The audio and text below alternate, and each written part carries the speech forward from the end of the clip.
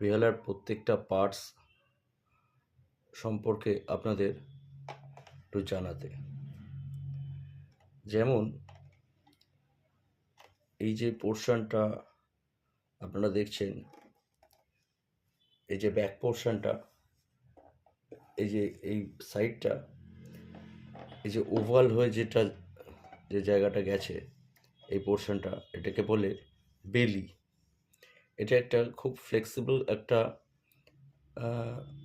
কাঠ দিয়ে তৈরি। এবার আপনাদের বলছি সাইডস বা রিবস। রিবস কাকে বলে? রিবস হচ্ছে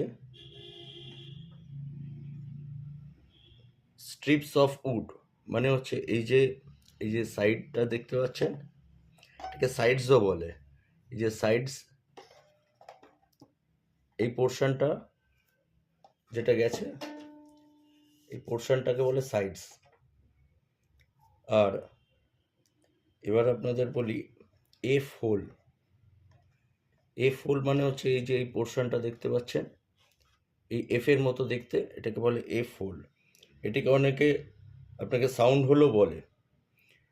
আবার আর একটাও কথা হয়, খুব সুন্দর কথা, ইংরাজিতে বলে বডি টু ব্রিথ, নিঃশ্বাস নেওয়ার জায়গা।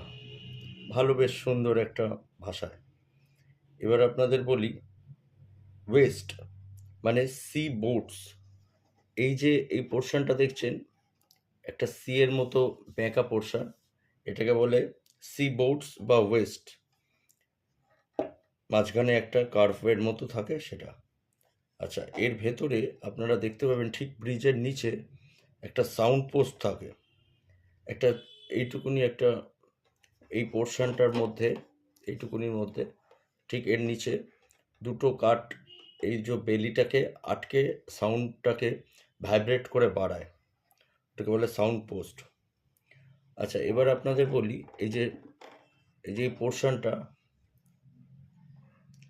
এই যে ব্যাঁকা পোর্শনটা, এটাকে বলে স্ক্রল। এটাকে বলে কার্ভ পজিশন। এবার আপনাদের বলি পেগ বক্স। পেগ বক্স হচ্ছে এই যে এই নাটগুলো দেখছেন, এগুলো, এই যে হোল আছে, নাটগুলো ধরে আছে, এই পোর্শনটাকে বলছে পেগ বক্স। আচ্ছা, এবার আপনাদের বলি টিউনার। এই যে পেগের